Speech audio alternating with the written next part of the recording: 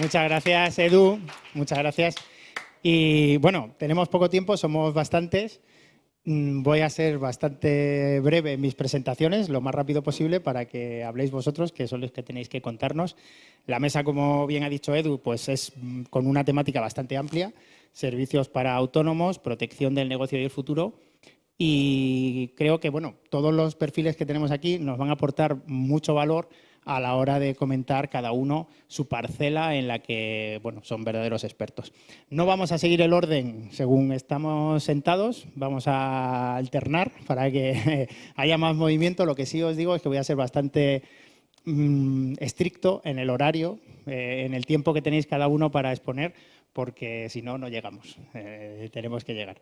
Así que bueno, nada, bienvenidos todos y vamos a empezar por Sergio Carpio, que es licenciado en Derecho, con máster en Asesoría y especialista en Compliance y socio de ETL Global. Sergio, de cuando hemos estado hablando antes de preparar la mesa, me sorprendió mucho y me gustó mucho la trayectoria de la empresa, ¿no? Porque pasó de ser una participada de la Fundación Caja Burgos a ser partners de esta fundación, con lo cual, qué mejor ejemplo de emprendedor de éxito y un caso de éxito que, oye, pues es una pena que no podamos extendernos mucho porque seguro que nos dabas muchas claves de cómo funcionar y de cómo hacer bien las cosas, pero cuando hablamos, pues estuvimos comentando para que nos contaras al público una protección a nivel interno dentro de la empresa que hay que tener muy en cuenta a la hora de montar una empresa y de seguir adelante con ella,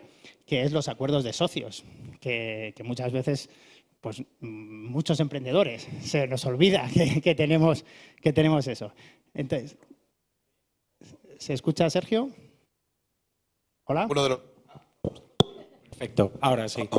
Pues ciertamente nosotros comenzamos como emprendedores y ahora asesoramos a los emprendedores dentro de la Fundación Caja de Burgos. Y es cierto que en este asesoramiento, mi perfil es de licenciado en Derecho, soy abogado, asesoro en materia mercantil a todos los emprendedores y me los encuentro en dos situaciones. Una muy incipiente, donde construimos una mercantil desde inicio con toda la seguridad que nos pueda dar la ley o la norma a la que nos estamos dirigiendo, pero también nos encontramos con empresas que ya están en funcionamiento, ¿verdad? Y que han ido dejando por el camino cuestiones tan importantes como pueden ser los pactos de socios o las relaciones intrasocios, ¿de acuerdo? Esto no sucede casualmente. Al final, un emprendedor quiere lanzar su proyecto, necesita facturar cuanto antes y quiere hacerlo grande. Y la primera pregunta que yo les digo es que han gastado mucho tiempo en ver su proyecto crecer y en verlo bien grande, pero no han gastado ni un minuto en ver si las cosas van mal, ¿vale? Y aquí en el ir mal incluyo dos cosas: que realmente nos vaya mal y que la empresa no llega al lugar donde queremos que estuviera, o que se multiplique por 100 lo que yo pensaba que iba a conseguir con mi empresa y llame a mi puerta un gran fondo para querer comprármela y resulta que yo con mi socio, que hemos compartido los chupachuses desde los 3 años, no me pongo de acuerdo para vender mi compañía si es que yo la quiero vender y él no la quiere vender, ¿vale? Pues todas estas cuestiones son las primeras que me gusta tener o que me gusta preguntar y poner en esa tesitura a los emprendedores cuando se sientan delante mío, porque al final tenemos una herramienta muy útil que puede disponerse en cualquier momento de la vida de una sociedad, que son los pactos de socios o acuerdos parasociales, en los que yo voy a poder regular internamente toda esa relación o todas esas. Quizás no todas, estamos hablando de un universo muy amplio, evidentemente, pero seguramente las más complicadas las voy a poder dejar por escrito para que esto funcione como una norma para los socios de esa sociedad. Estamos hablando de pactos de relación entre socios, estamos hablando de pactos de atribuciones entre socios, estamos hablando de pactos de administración de la propia sociedad, donde yo voy a poner negro sobre blanco, donde quiero poner el foco si mi empresa va bien o si mi empresa va mal, ¿de acuerdo?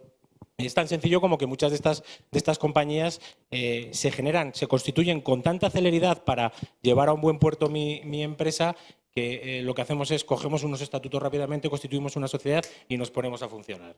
Pero por el camino esos estatutos dejan mucho que desear y lo que vamos a hacer es complementarlo con estos pactos de socios. Aquí sí que vamos a regular de manera ordenada y debida todas estas situaciones que pueden darse bien de quiebra o bien de éxito multiplicado a la enésima potencia para que, si nos sucede, tengamos una norma, porque va a ser una norma entre los socios, a la que agarrarnos y con la que poder solventar todas estas cuestiones. Porque un problema es que mi empresa no vaya bien, pero también puede generar un problema el que vaya extremadamente bien. ¿De acuerdo? Pues para eso tenemos esa herramienta y evidentemente podemos ponerla en funcionamiento, podemos constituirla, generarla y darla vida dentro de la compañía en cualquier momento de la misma. Es un escudo de protección que al Sin duda. final tenemos que ver cómo va a evolucionar nuestra empresa y nuestras relaciones personales, que probablemente con los socios sean lo más difícil de gestionar en una empresa. Yo siempre digo que son los recursos humanos. Fíjate que cuando hablábamos el otro día, casualmente leía un artículo del CEO de Cultra, la empresa de motosharing, que decía que el 90% de los proyectos empresariales fallan por la caja o por los problemas entre los socios. Y es así. Bueno, pues una de las cosas que vamos a tratar o que luego podéis preguntar a Sergio es el tema de los pactos de socios que dan para mucho. Yo creo que cualquier empresa, startup que está aquí necesita conocer antes de ponerse casi en marcha y es verdad que lo dejamos de lado muchas veces. Bueno, pasamos a Javier López Martínez, Senior Manager de Deloitte. Contigo, Javier, cuando estuvimos hablando, pues creo que la parte en la que más nos puedes aportar por tu trayectoria profesional es en la protección del dato. Y no hablo solamente de ciberseguridad, que por supuesto también, pero muchas veces se nos olvida que el dato no solamente es que nos roben, sino también que lo perdamos directamente, que no tomemos las medidas suficientes como para proteger nuestro dato. Entonces, si nos puedes aportar un poquito tu visión de o con tus consejos para las startups sobre qué medidas tienen que tomar antes de ponerse en marcha o durante sus primeros meses de trabajo para evitar este tipo de problemas. Totalmente. Buenas tardes. Pues sí, la verdad es que muchas empresas nos pensamos que nos enfocamos tantísimo en hacer el producto por el que estamos luchando que nos olvidamos de una cosa básica, de que somos el eslabón más débil de toda la cadena, porque las empresas grandes al final tienen capacidad como para formar a sus empleados, pagar licenciamiento de software caro, de sistemas antivirus, de firewalls, de sistemas que al final nos protegen contra ataques externos. Pero realmente en una pyme, en una startup, los esfuerzos económicos se centran en otros aspectos, ¿no? Y nos olvidamos de unas cosas básicas.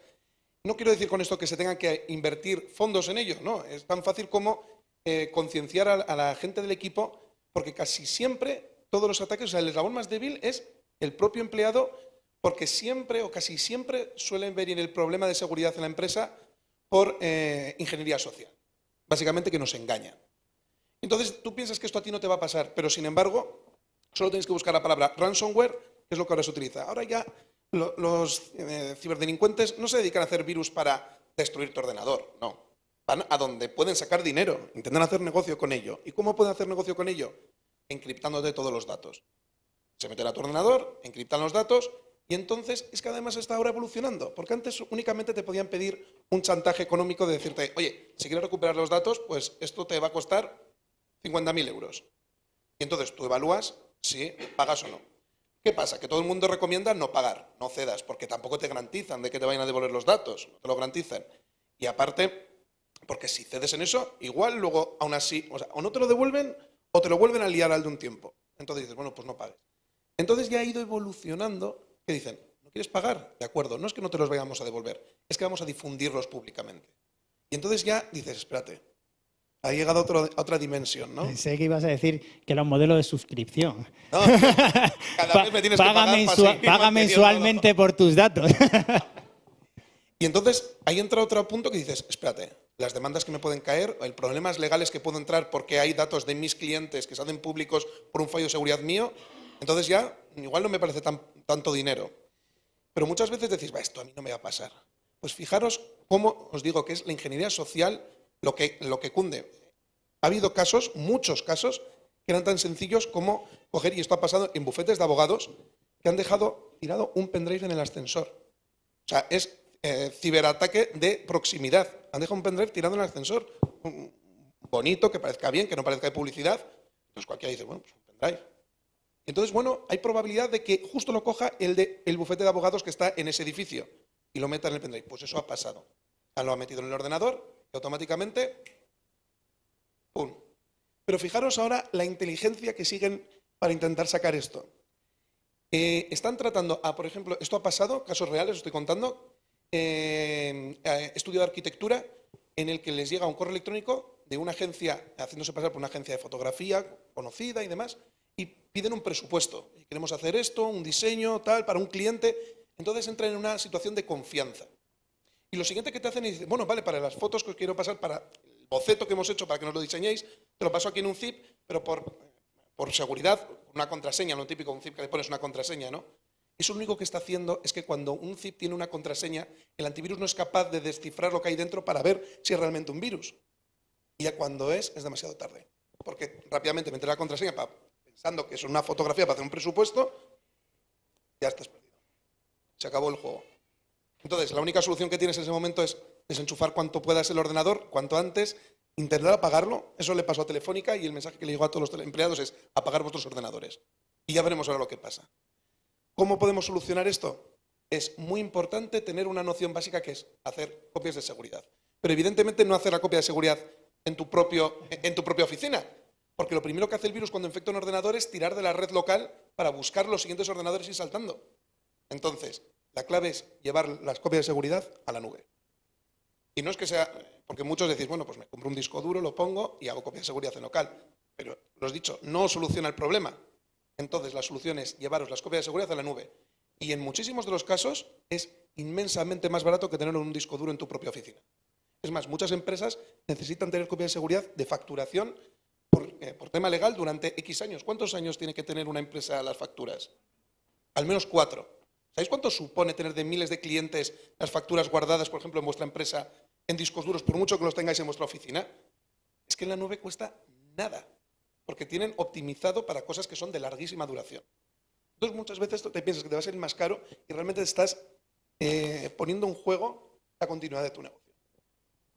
Pues es probable que a muchos nos haya pasado de perder información o, bueno, robarnos es más difícil porque todavía muchos somos pequeños y no nos atacan. Pero es verdad que se nos olvida, en el caso de los backups, el hacerlo frecuentemente o demás. Yo me incluyo en la parte de que se nos olvide. Pero bueno, es un gran consejo, intentaré seguirlo. Muchas gracias, Javier. Bueno, vamos con Rocío Martín Cubas, que es la delegada de Mutua Montañesa en Salamanca y Zamora, y que lleva 23 años en el sector. Empezó el efecto 2000, empezó con Rocío, en la Mutua Montañesa. Y simplemente, Rocío, hemos estado hablando esta mañana, hemos estado tomando una caña y me preguntaba, Rocío, ¿y cuál es la mutua que tienes? Digo, pues no lo sé. ¿Cuál es la mutua? Las grandes desconocidas. En las que estamos metidos todas las empresas y todos los autónomos del Startup Olé, estamos en alguna mutua y no sabemos cuál. Así ¿no? es. Entonces, por favor, explícanos. Os lo voy a aclarar un poco. porque es verdad, somos tan necesarias y tan desconocidas. Somos ese híbrido, como decían antes en la conferencia anterior, que estamos entre lo público y lo privado, porque somos entidades que tenemos una gestión privada, pero manejamos fondos públicos. Tenemos todas las ganas de lo privado y todas las limitaciones de lo público. Todos los trabajadores autónomos, emprendedores que os dais de alta como trabajadores autónomos, al perfeccionar vuestra alta en la Seguridad Social, obligatoriamente os tenéis que acoger a una mutua. Eso es lo que no sabéis, que probablemente os lo haga vuestro asesor laboral, que es vuestro autorizado a red. Bien, una vez que se ha perfeccionado y se ha elegido la mutua, la siguiente pregunta que nos suelen hacer a las mutuas es ¿cuánto me cuesta? No, somos entidades, somos híbridas, no cobramos. Con las cuotas de los autónomos que se ingresan en la Tesorería General de la Seguridad Social, es este organismo el que nos tiene que pasar un porcentaje muy pequeñito para que nosotros podamos dar las coberturas que damos todas las mutuas de accidentes de trabajo. Estas coberturas están plenamente dirigidas, en el caso de las empresas, a una correcta gestión del absentismo, porque lo primero es la salud laboral de los trabajadores.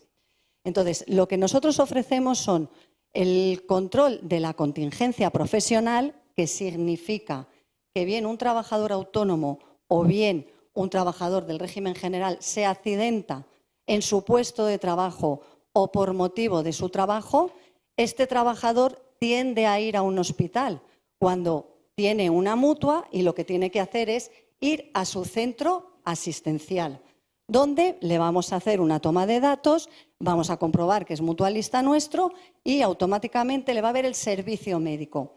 Con esto ya estamos acortando mucho los periodos de tiempo comparado con las enfermedades comunes. En este momento, ahí la mutua es la propietaria del proceso de la baja, tanto desde su baja médica hasta su alta médica. Quiere decir que le vamos a dar todo el tratamiento farmacológico, intervenciones quirúrgicas, rehabilitador, todo lo que sea necesario para volver a poner a ese trabajador en funcionamiento en su actividad laboral. En el caso de los trabajadores autónomos, que creo que por aquí hay muchos, debéis de saber que en el momento que estáis de baja, bien sea por una contingencia profesional o por una enfermedad común, tenéis derecho a solicitar la prestación económica en esa baja. Pero claro, eso no os lo va a dar la mutua si no lo solicitáis. Simplemente se os va a comprobar que estáis al corriente de pago de las cuotas de la Seguridad Social y una vez que se habéis presentado la documentación pertinente, modelo 145, copia de la baja, DNI, etcétera, etcétera, pues la mutua procederá al pago de esa prestación económica y es un 75% de la base de cotización de ese trabajador autónomo del mes anterior a la baja. Bien. En el caso de los trabajadores del régimen general, la mutua es muy importante en cuanto a esa gestión de absentismo, porque de lo que se trata es de poner a ese trabajador en activo lo antes posible, de tal manera que al empresario no le suponga un coste muy grande el tener a un trabajador en baja, porque está pagando su seguridad social, porque ha tenido que incorporar a un trabajador que haga sus funciones. Es muy importante que sepáis que todos tenéis una mutua de accidentes de trabajo. También tenemos competencias en las bajas por enfermedad común. Estas son las que da el médico de cabecera. No tiene nada que ver con un accidente de trabajo. Por ejemplo, una apendicitis. Siempre me voy a lo mismo, pero es lo primero que me viene a la cabeza. Eso genera una baja médica que la da el médico de cabecera. Nosotros ahí no podemos dar altas, pero sí hacemos un control y seguimiento de esa baja porque a lo mejor el trabajador está pendiente de una prueba que le va a suponer una lista de espera enorme y un coste grandísimo a la empresa y nosotros podemos anticiparlo. En este sentido, podemos anticipar previa autorización con la inspección médica. Nosotros siempre tenemos nuestros organismos, administraciones que nos vigilan desde arriba. Podemos anticiparles determinadas pruebas rehabilitadoras, una resonancia. Yo os diría que en caso de que tengáis una baja médica, contactéis con vuestra mutua, lo harán ellos, pero que os dejéis llevar por ellos, que si os pueden anticipar determinadas pruebas, si lo primero vais a ser vosotros, es la salud vuestra, y luego ya a partir de ahí, pues bueno, intentar acortar esos periodos de baja y contar con todo el asesoramiento de la mutua, pues para estos periodos que ninguno queremos activar y que todos os dais cuenta que existen las mutuas de accidentes de trabajo cuando ha habido una baja médica. Pues, esta mañana la conversación que hemos tenido, de verdad, a mí me ha aclarado muchísimas dudas y creo que es un servicio que estamos infrautilizando todos en general, que nos tenemos que poner mucho más al día con las mutuas, que ya que las tenemos. Bueno, pues muchas gracias, Rocío. Hemos estado en la parte de más de protección, en el título que marca la mesa, más protegiendo pues, los pactos de socios o la salud interna, por decirlo de alguna manera, de nuestra empresa, la parte de nuestros datos, la parte de salud de autónomos y empleados. Vamos a pasar un poco más a la parte de servicios, que es la otra pata de la mesa. Y para ello pues vamos a hablar con Javier Cantera, presidente de Auren BLC Consultores. Buenas tardes, Javi, amigo. Y presidente también de la Fundación Personas, ¿no? Muy relacionado con el tema de los recursos humanos. Javi, bueno, pues estuvimos hablando y creo que lo que nos vas a contar sobre la nueva ley de startups y sobre los riesgos reducidos que supone Castilla y León como imán de atracción para autónomos y empresarios, pues también es muy interesante. Cuéntanos un poco. Muy bien, has dicho lo fundamental, que soy palentino, como tú. Exacto, exacto. Bueno, lo interesante en este momento es contaros dos cosas que creo que está cambiando los servicios que tenemos que dar a las startups. Uno es un modelo que en Estados Unidos está muy desarrollado y que nosotros aquí desde Auren Consultores estamos desarrollando, que es el servicio de suscripción a una persona que pone una startup. Nosotros tenemos un servicio que damos la posibilidad que esta persona dedique una suscripción, un dinero mensual fijo a diferentes servicios, bien sea un servicio jurídico, bien a un servicio informático, bien a un servicio de recursos humanos. Yo que vengo de la parte de recursos humanos es fundamental la selección de las personas al inicio de los procesos de creación de una empresa de startup. Y ese servicio es un servicio que damos totalmente, lo llamamos 360 grados y se le da a una persona, a un autónomo, a una startup que ingresa dentro de nuestro ecosistema. En ese momento ya hay cerca de 1.500 empresas, startups de toda la geografía española metidas dentro de este modelo. Yo cuando lo vi en Estados Unidos, allí obviamente lo dan como asegurado, el tema de tener una suscripción y el que una persona tenga su startup se dedica a lo que se tiene que dedicar y obviamente tiene un asesoramiento no solamente jurídico, no solamente económico, no solamente de recursos humanos, incluso en este momento estamos asesorando en temas psicológicos incluso a los diferentes personas de startup. Fruto de este modelo que traje, pues cuando se puso en marcha la ley de startup, que sabéis que ha salido hace bien poco, pues pidieron que estuviese yo como asesor, estuvimos allí asesorando. Y la ley de startup hay una cosa que es muy importante, que yo para Castilla y León lo he dicho, y lo comenté con Ricardo, que es la nueva legislación sobre los nómadas digitales. El nómada digital es una persona que viene a trabajar para todo el mundo en una determinada localización, en este caso en España. Ubicar un nómada digital es generar muchos servicios alrededor. La potenciación de startup al lado de zonas que tienen muchos nómadas digitales está demostrado en todo el mundo. Por ejemplo, ahora mismo en Málaga hay un disparo claramente de nómadas digitales, lo que se va a generar muchísimo ecosistema de startup. Yo creo que Castilla y León, yo lo he dicho en todos los organismos, lo he dicho en todo el sitio, tendría que apostar mucho por traer nómadas digitales. Ya sabéis que un nómada digital tiene unas grandes ventajas en este momento fiscalmente. Son personas que tienen que acreditar que por lo menos facturan 3.000 euros al mes en empresas de todo el mundo y es muy bueno para atraer gente senior que viene, bien sea por vivir en entornos rurales, bien sea por vivir en entornos más, digamos, de sol y de diferentes características. Barcelona ha hecho una apuesta sobre el tema, lo está haciendo Málaga y Madrid, en el cual estoy yo también con Madrid Foro Empresarial, hemos empezado a hacer nuestros pinitos y llevamos en este mes cerca de 1.000 personas que están interesados por este nuevo sistema de nómadas digitales de todo el mundo, ¿no? Y bueno, yo creo que los servicios van a evolucionar muchísimo y no hay que pensar que el modelo de startup sea un ecosistema cerrado. Es decir, a mí lo que más miedo me da es que toda la gente de startup solamente habla con gente de startup. Siempre me da miedo. Yo creo que la gente de startup tiene que hablar con empresas grandes, con administración, con sociedad civil, con ayuntamientos, con todo y tiene que abrirse claramente. Es un ecosistema social, no es un ecosistema empresarial cerrado. Y creo que eso es un gran avance, la ley de startup. Sí es verdad que se tenía que haber salido hace mucho más, no es una mala ley, yo la he defendido, no solamente porque estuve como asesor, que me daba igual, porque yo lo que nunca me voy a ser político.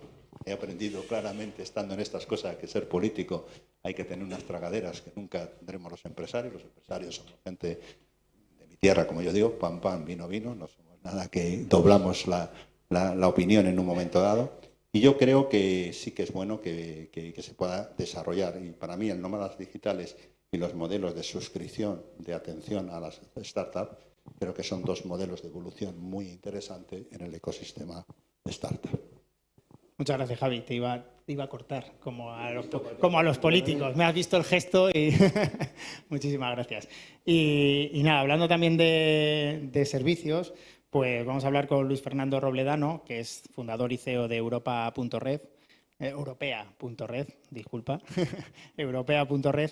Y cuando estuvimos hablando, pues a mí me llamó mucho la atención en la parte que tú trabajas y que tú haces en tus servicios, la parte del crecimiento y de internacionalización de las empresas, que muchas veces pasan por hacer proyectos en Europa o internacionales, que es el primer paso hacia proyectos mayores fuera de nuestras fronteras, ¿no? Y ahí tú me hablabas de que precisamente una manera de protegerse de un factor que todos los autónomos y empresas odiamos, que es la burocracia, es optar a proyectos europeos más que a proyectos nacionales. Muchas veces nos olvidamos de esos proyectos europeos, ¿no? Cuéntanos un poco sobre ese servicio. Pues sí, hola, muy buenas tardes.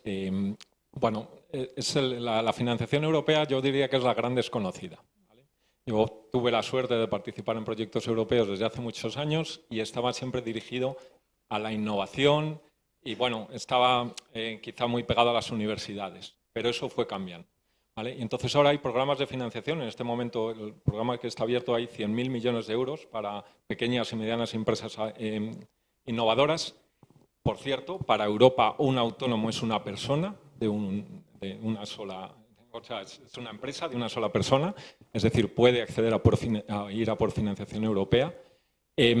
Bueno, y entonces todo eso yo creo que, como bien decíamos, es el gran desconocido porque te puede abrir muchísimas puertas y sobre todo una mentalidad de que tu mercado no es España, no es tu pueblo o no es muchísimo más grande. Y esto conecta un poco con lo que hemos hablado también de los nómadas digitales. Igual que puede estar trabajando una persona en un sitio, tu cliente.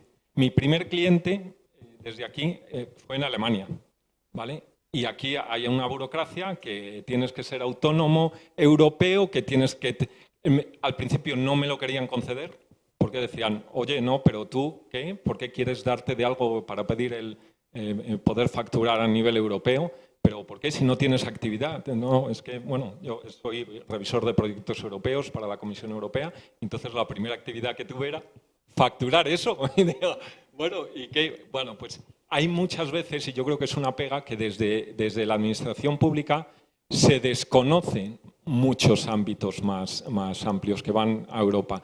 Y entonces este es uno de ellos. Y de hecho yo diría que la Comisión Europea se ha dado cuenta de que es una pega. Y ahora mismo, hoy en día, es más fácil ir a por financiación europea que a por financiación española. Resulta, en general hay que presentarlo en inglés, pero oficialmente todos aprendemos inglés desde que tenemos, ¿qué son? 11 años o algo así. Bueno, pues, a ver, aquí se suele decir, no, ir a por inversores privados, eso te lleva un año, pierdes equity. Bueno, ir a por financiación europea. Hay programas, yo para el que soy revisor tenemos la directiva de tenemos que hacer las correcciones de las propuestas en 1 o máximo 2 semanas, ¿vale? Se espera que una empresa que se ha presentado, si es admitida, se le dé el dinero y estamos hablando de desde cientos de miles puede pasar de 1 millón de euros en menos de 3 meses, ¿vale? Si te vas a por financiadores o inversores privados, pues te vas a 1 año. Si te vas a por muchas ayudas españolas, tienes que esperar 1 año a que te llegue el momento, porque son cuando son las convocatorias. Entonces yo creo que ahí tenemos mucho que aprender desde el punto de vista de usuarios, de que podemos ir a por esa financiación, no solo por la agilidad, sino por la cantidad. O sea, las ayudas estas que ahora hay de que se dan 3.000 euros para que hagas no sé qué, eso es irrisorio, eso no existe. Yo suelo hablar de la financiación europea. Hay proyectos pequeños que son 50 a 100.000 euros o grandes, de en torno a hasta 2,5 millones. Todo esto para proyectos de innovación. Bueno, pues ese es uno de los chips que hay que cambiar. Se puede ir a por esa financiación. A lo mejor desde España hay que cambiar un poco. ¿Tiene sentido dar a 1.000 empresas, vamos, 1.000 o 1 millón de autónomos 3.000 euros? ¿O es mejor dar 300.000 euros a empresas que de verdad vayan a cambiar la economía? Bueno, pues yo creo que al menos hay que planteárselo y sobre todo para que desde el punto de vista de nosotros emprendedores pensemos en que vamos a ir a por esos programas grandes que podemos. Yo creo que ahí Iba a cortarte justo cuando decías 110.000 y que íbamos a repartir pasta, porque estamos aquí todos súper interesados en eso, ¿no? Que muchas gracias, Luis Fernando. Me avisan que nos hemos quedado sin tiempo. Hago un breve resumen.